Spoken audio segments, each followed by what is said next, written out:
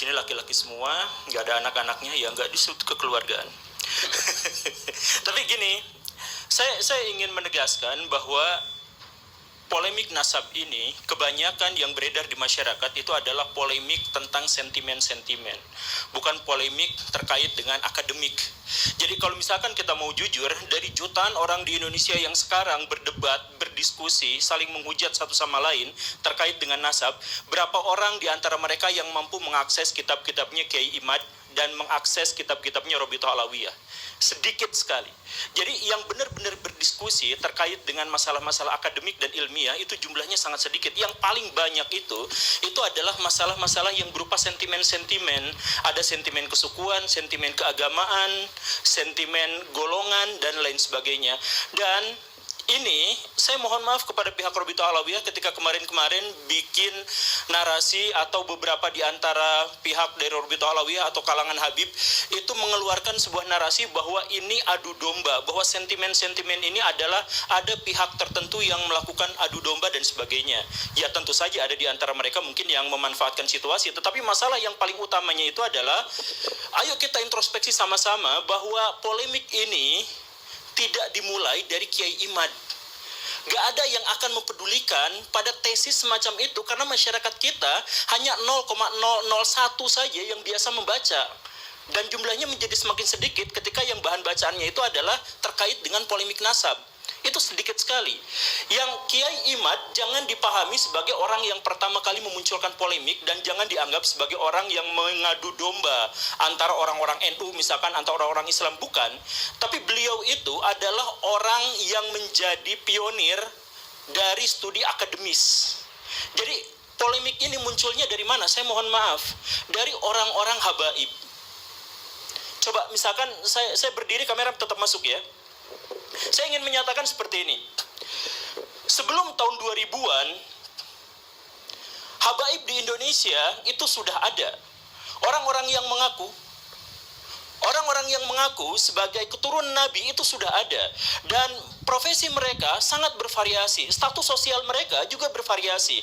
Ada dari tukang jualan parfum sampai menteri luar negeri. Indonesia punya yang levelnya habaib. Dan tidak ada kerusuhan, tidak ada polemik di antara itu semua. Yang tiba-tiba muncul adalah, saya mohon maaf ya, di awal reformasi muncul Pak Habib Rizik dengan FPI-nya. Pak Habib Rizik itu latarnya sebenarnya dari NU, tapi entah bagaimana ceritanya, di situ sudah mulai ada kisruh dengan NU yang lain. Ada FPI versus Banser.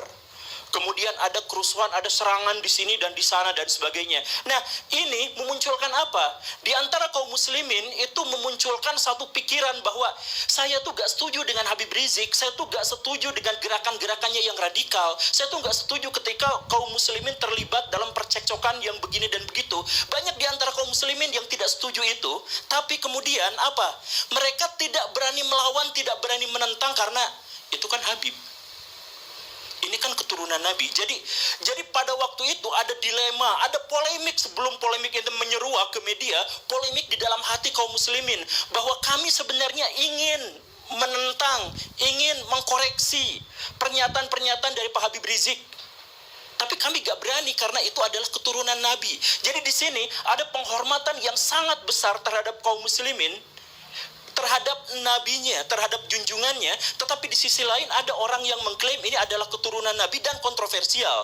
Kita nggak bahas dulu soal apakah Pak Habib Rizik itu benar atau salah, kita nggak bahas itu. Kita bahas bahwa Pak Habib Rizik memunculkan polemik pada waktu itu, terkait dengan masalah toleransi, terkait dengan masalah FPI, terkait masalah hal yang semacam itu. Dan setengah dari kaum muslimin, anggaplah ya, data kasarnya adalah setengah dari kaum muslimin kemudian tidak setuju dengan ini, tapi mereka tidak melakukan apa-apa. Ketidakberanian, takut kualat, ini keturunan Nabi. Dan kemudian ketika Pak Habib Rizik agak turun dengan cerita-cerita dan drama-drama di media massa itu, muncul sesuatu yang lebih besar. Pak Habib Bahar bin Smith melakukan persekusi dan kekerasan, intimidasi terhadap orang lain, lisan maupun perbuatan, dan itu direkam, dipublikasikan kepada media-media mainstream di Indonesia.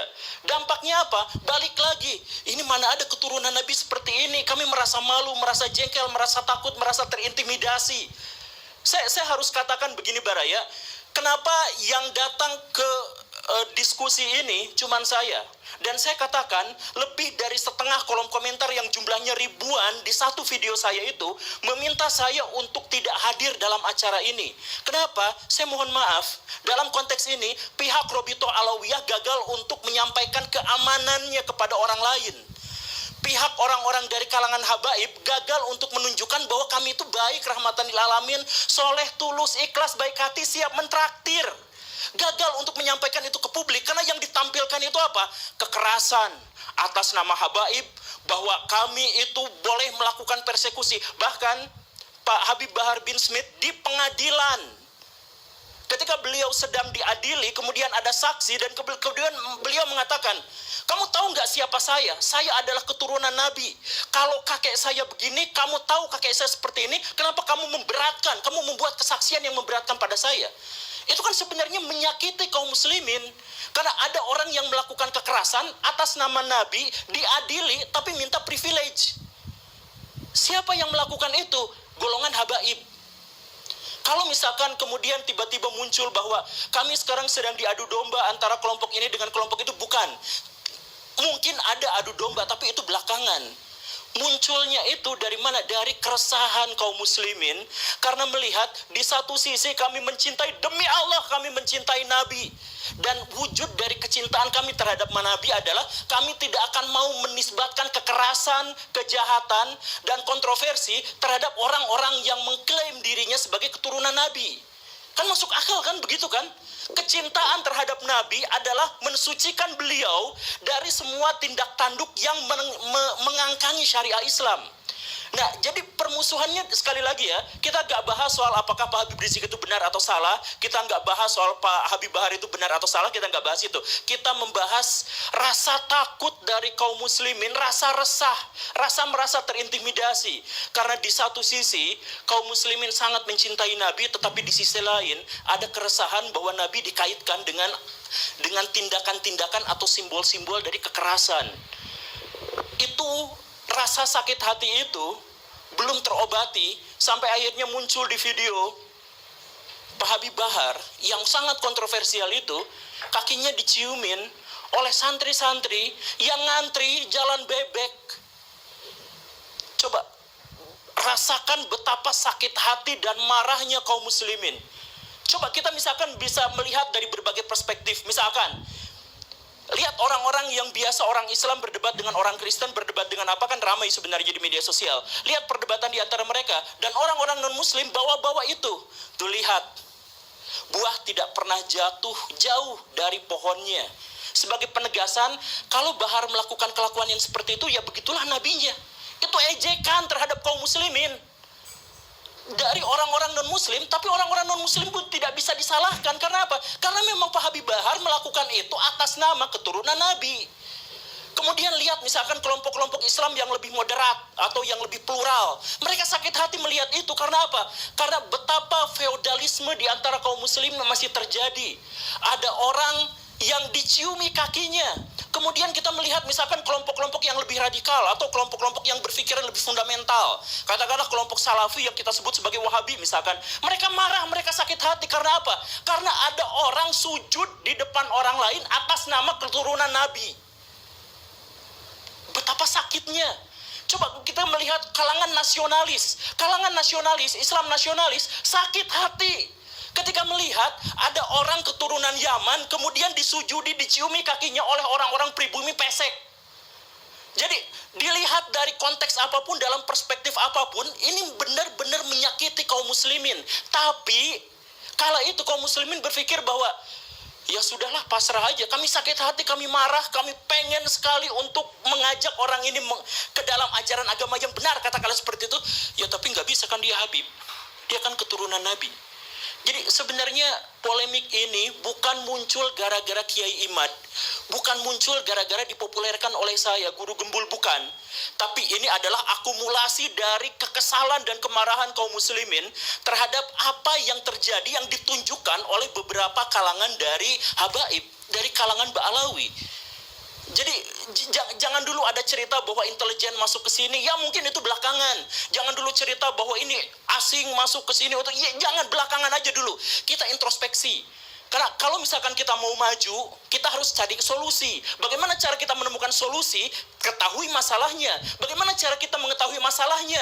Kita berani untuk introspeksi diri. Saya selalu menyatakan, mempopulerkan kepada orang lain, ayo kita introspeksi diri. Kaum muslimin, kenapa sekarang terpuruk? Kaum muslimin, kenapa ketinggalan zaman? Karena setiap ada bagian dari kaum muslimin yang disakiti, kita salahin pihak lain. Ketika Indonesia tidak maju, apa yang dinarasikan? Oh, karena ini adalah konspirasi elit global, konspirasi Yahudi, ini Amerika Serikat yang keji dan sebagainya. Ya iya, katakanlah memang seperti itu. Tapi tidak ada seorang pun di antara kita yang gagal itu kemudian menyalahkan pihak lain. Kalau kita gagal dalam permainan sepak bola, kita nggak berhak untuk nyalahin pemain lain yang lebih bagus. Kalau misalkan kita melihat bahwa Indonesia sekarang carut-marut, jelek, terpuruk, tidak memiliki peradaban yang memadai, ketergantungan sama pihak asing, sama Cina, Amerika Serikat, dan sebagainya, introspeksi diri, mungkin kitalah yang salah. Bukan lalu kita menyalahkan pihak lain. Nah, termasuk juga dalam hal ini, Rabithah Alawiyah, kalau misalkan mau berbicara tentang polemik nasab ini, tolong pikirkan jangan, oh ini adalah gara-gara konspirasi, bukan. Ini gara-gara introspeksi aja, saya mohon. Introspeksi aja bahwa di antara kita memang ada orang-orang yang seperti itu. Dan ketika tesis Kiai Imad itu lahir, muncul, akhirnya mengemuka, sentimen-sentimen itu bertebaran di mana-mana. Anti komunis Yaman, imigran Yaman, ayo kita deportasi mereka dan lain sebagainya. Kenapa muncul sentimen-sentimen yang seperti itu? Sentimen itu muncul jelas jauh dari studi akademik, jauh sekali dari nuansa-nuansa atau ekosistem ilmiah, jauh sekali dari situ. Tapi kenapa? Ya karena sebelumnya bukan masalah nasab yang dituliskan oleh Kiai Imaduddin, bukan. Tapi sebelumnya sudah ada bara dalam sekam yang begitu besarnya, yang akhirnya membuat kaum muslimin ketika ada lecutan sedikit, ada pembukaan, mereka katakan apa? Alhamdulillah ketika saya sekarang mengkritik Habib Bahar, saya tidak akan kualat karena dia bukan keturunan Nabi. Jadi munculnya itu bukan alhamdulillah saya tetap bisa mengagungkan Nabi, saya tetap bisa menganggap Nabi sebagai figur yang ideal, yang kuat, yang bersih, yang baik hati, yang soleh, yang suri tauladan bagi seluruh manusia.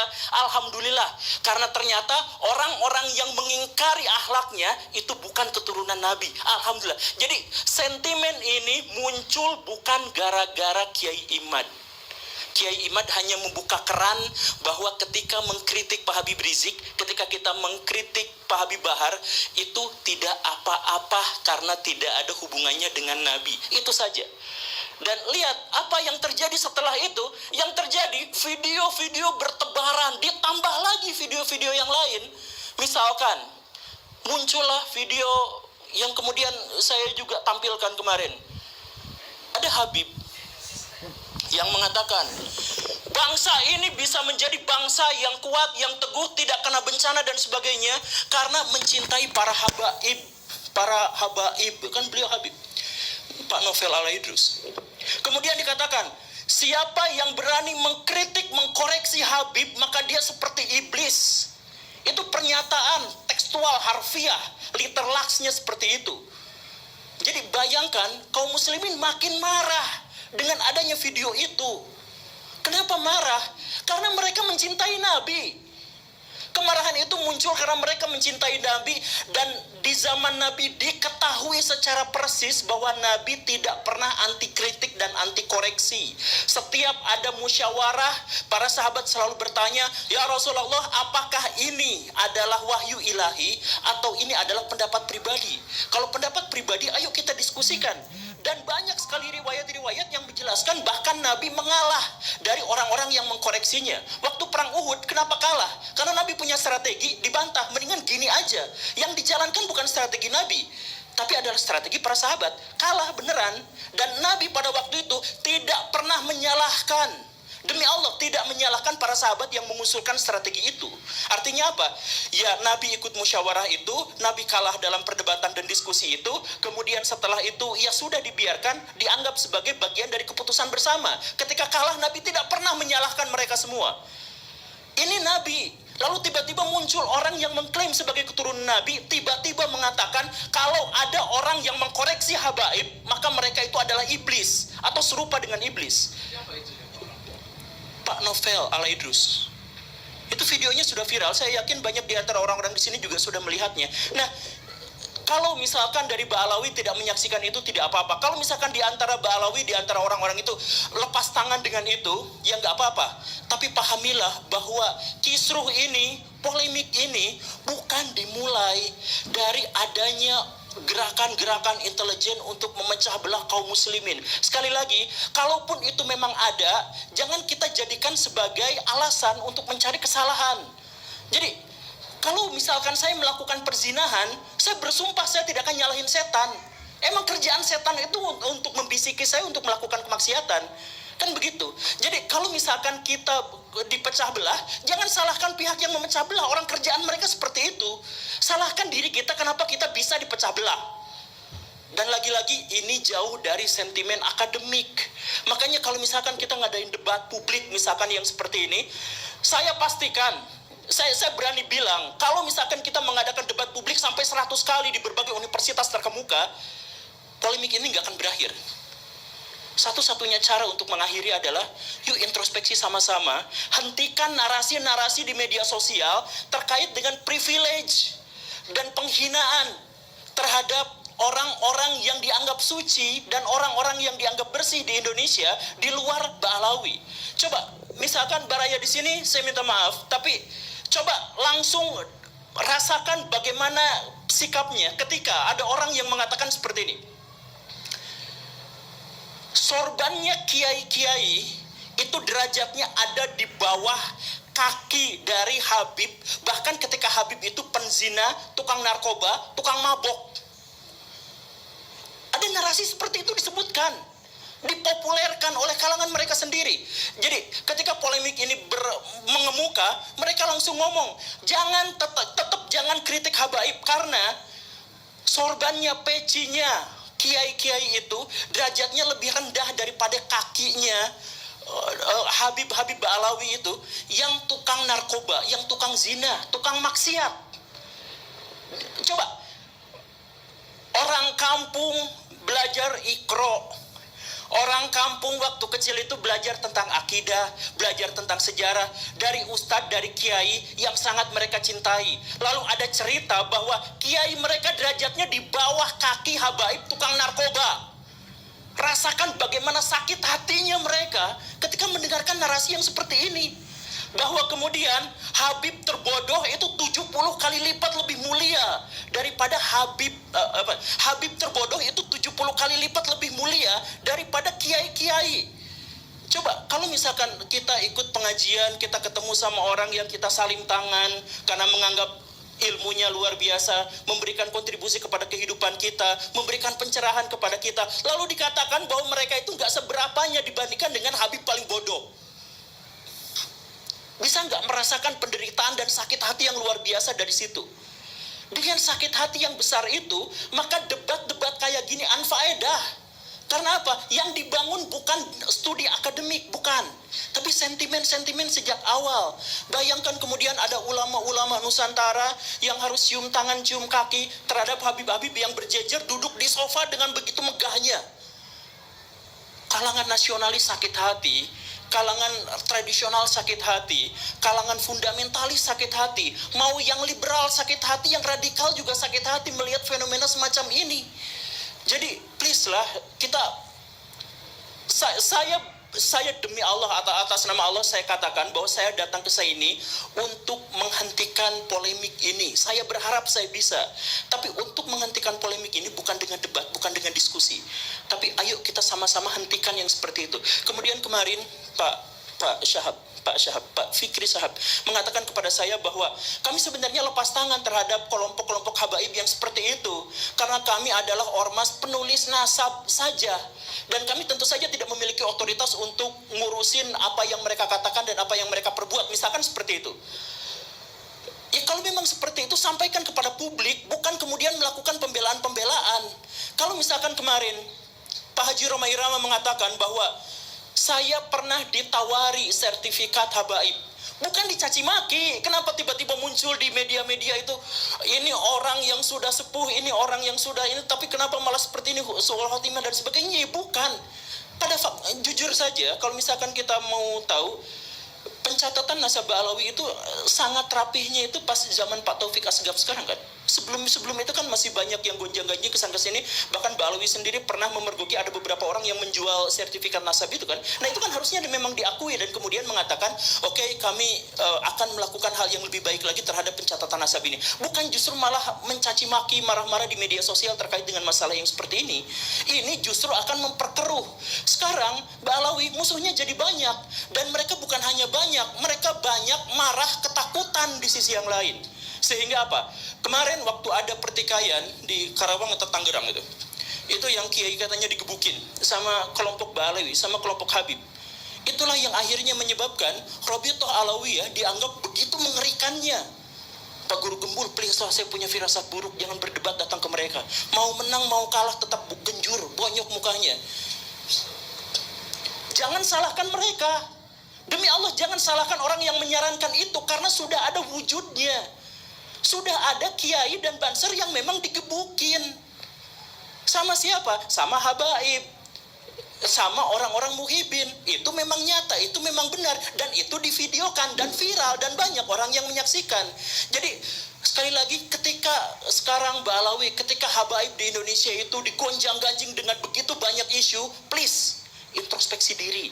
Dengan cara itulah kita bisa menghentikan polemik. Kita bisa membangun bangsa yang lebih baik, kita bisa membangun peradaban yang lebih besar kalau setiap orang insaf atas apa yang harus dia lakukan dan apa yang selama ini sudah dia lakukan.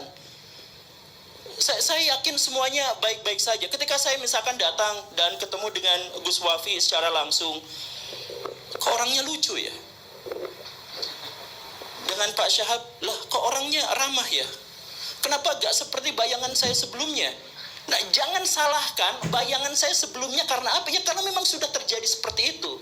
Makanya untuk Robitoh Alawiyah saya minta, ini mah sebagai saran dari seorang yang lihat realitas, ini saran. Nyatakan kepada publik misalkan bahwa kami lepas tangan dari tindak tanduk yang sangat kontroversial dari kalangan habaib itu, bahwa kami memang tidak bisa apa-apa. Sampaikan aja kepada publik. Kalau misalkan kemarin kemudian Gus Wafi mengatakan di videonya bahwa ini sebenarnya gara-gara ada habib-habib dari kalangan muda yang ilmunya belum banyak, tapi kemudian ini bukan sesederhana itu. Kalau misalkan 1-2 habib mungkin seperti itu, tapi kalau misalkan banyak, ini mungkin ada masalah kaderisasi. Jadi mungkin Pak Habib Bahar dan lain sebagainya itu, sejak dia umur 4 tahun, sejak dia melihat dunia, kakinya sudah dicium, tangannya sudah dicium, apa-apa sudah dilayani. Sehingga dia menjadi korban dari otoritas palsu yang dia rasakan selama ini. Mungkin saja. Jadi kaderisasi dalam hal ini, kemudian pendidikan dalam hal ini, sejak awal mari kita perbaiki sama-sama. Sekali lagi ya, kritik saya ini di depan Robitoh ini bukan karena kebencian, bukan karena apa, tapi ayo kita perbaiki sama-sama agar polemik ini selesai. Polemik ini selesai dengan cara apa? Akhlak yang baik, tunjukkan kepada masyarakat kontribusi kita pada masyarakat, bukan kontroversi kita pada masyarakat. Selanjutnya kita diskusi. Assalamualaikum warahmatullahi wabarakatuh.